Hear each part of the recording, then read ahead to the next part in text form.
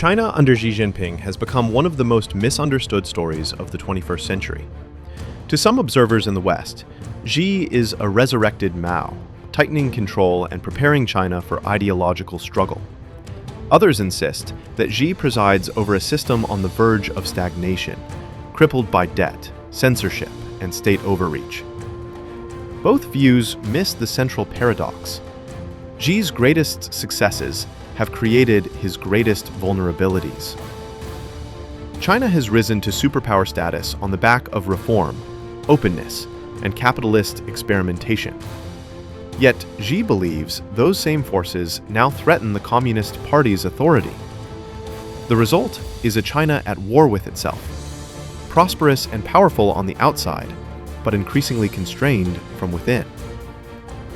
Under Xi, China's story is no longer simply China versus the United States.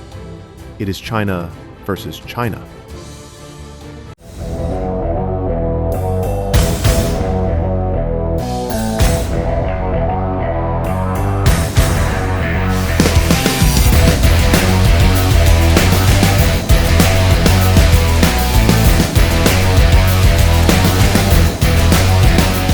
The West can't seem to decide whether China is unstoppable or unraveling.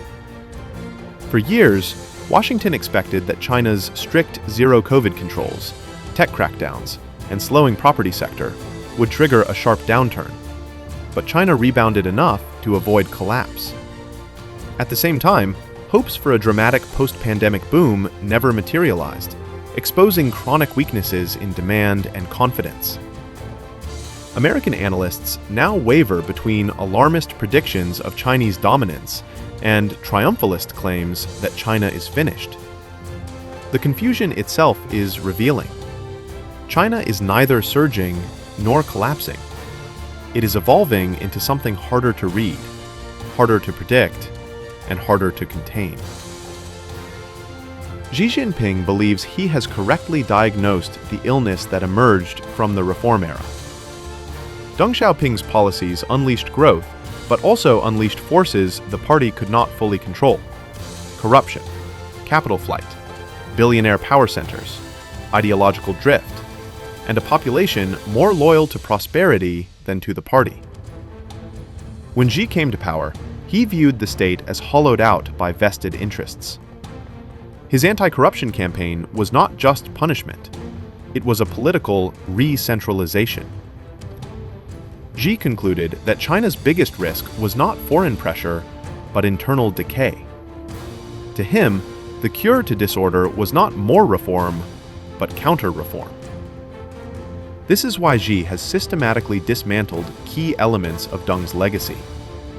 Instead of reform and opening up, China has moved toward re-centralization and ideological revival.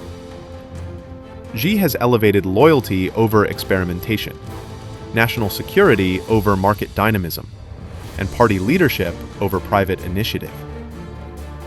His vision of national rejuvenation requires total unity: economic, political, and cultural. For Xi, China cannot become a true great power if its entrepreneurs, provinces, or institutions act independently of party command. The result is a more controlled economy, a more disciplined political system, and a more ambitious industrial strategy focused on self-reliance in advanced technologies. Xi wants a China that is too centralized to fracture, and too self-sufficient to be coerced. Yet China's greatest economic vulnerability, the real estate bubble, grew out of the very model Xi inherited. The housing boom created immense wealth, but also immense distortion, driving debt, speculation, and local government dependency on land sales. Xi's crackdown on developer leverage, symbolized by the fall of Evergrande, was an attempt to defuse a time bomb.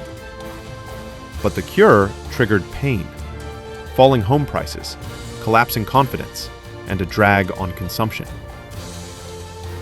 Xi is trying to purge excess without triggering panic, but the property crisis remains the clearest example of China facing the consequences of its own past success. This shift in priorities explains Xi's embrace of resilience over growth.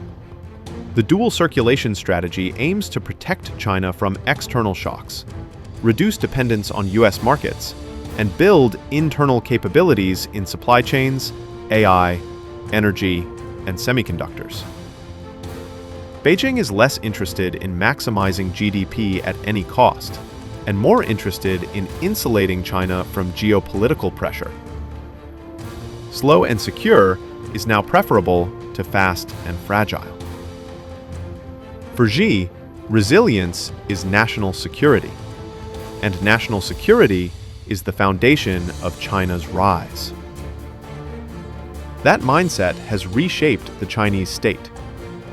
Xi has consolidated control of the military, purged commanders, expanded internal security forces, and built the world's most sophisticated surveillance machine. The digital Great Wall is designed to monitor society, suppress dissent, and prevent crisis before it forms. Xi's belief is clear. A nation under siege, whether externally or internally, must first be unbreakable at home. Only then can it project strength abroad. This shift extends to foreign policy. Deng's quiet, hide and bide approach is gone.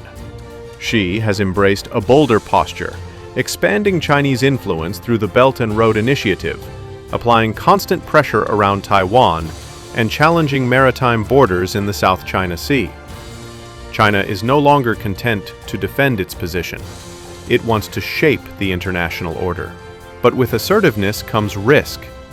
Xi's China is stronger, but also more isolated, more feared, and more entangled in rivalry with the United States. Beneath it all lies the succession gamble. By abolishing term limits and concentrating power in himself, Xi removed the greatest structural restraint in the post-Mao system. China now has stability as long as Xi remains in command, but uncertainty over what happens after.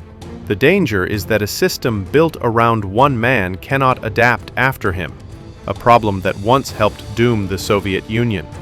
And yet, Xi's confidence is fueled not only by China's power, but by America's dysfunction.